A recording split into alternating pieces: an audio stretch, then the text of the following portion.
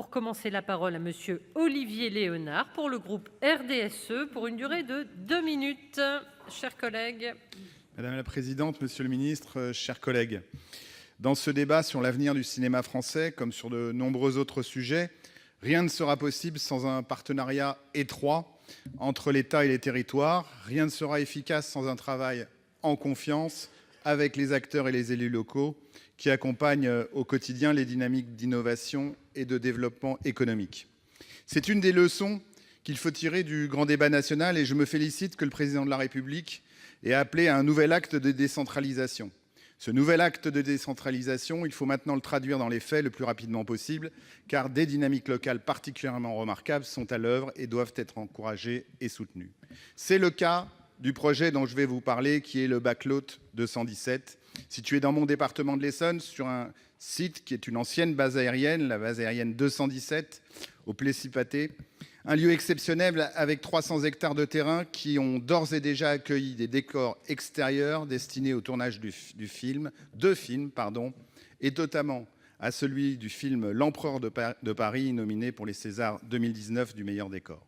Aujourd'hui, le succès du Backlot 217 est le fruit d'un partenariat actif entre Cœur d'Essonne Agglomération et la société TSF Studio, acteur cinématographique majeur en France et en Europe depuis 1979. Si bien que cette dernière souhaite désormais investir 14 millions d'euros pour construire 14 000 m² de plateau et que 10 hectares de terrain supplémentaires pourraient être proposés afin de réaliser ce projet. À ce sujet, Serge Siriski, personnalité reconnue du cinéma et des métiers de l'audiovisuel, disait lui-même dans un rapport remis au Centre national du cinéma en mars dernier que le Backlot 217, de par son emplacement et sa superficie, permettrait d'accueillir un studio de taille correspondant aux standards internationaux et à l'instar de ce que l'on trouve chez nos voisins européens. Dernièrement, les médias se sont fait l'écho de ce futur Hollywood à la française.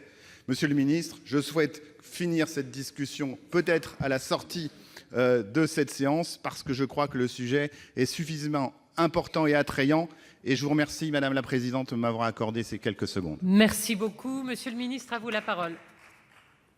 Il y aura des questions et des échanges après les questions. Avec grand plaisir, monsieur le sénateur. Merci, Madame la Présidente. Oui, vous avez raison, les collectivités territoriales sont des acteurs essentiels de la culture et des politiques culturelles partout sur le territoire. Le rôle de l'État est d'accompagner les initiatives qui sont prises par les collectivités territoriales. Je fais une petite incise, vous parliez de décentralisation. L'État, en matière culturelle, va aller plus loin en matière de déconcentration, donnant davantage de pouvoir aux DRAC, et est prêt, comme il l'a fait en Bretagne, à regarder région par région à des éventuelles délégations de compétences sur les industries culturelles, et notamment, bien évidemment, le cinéma.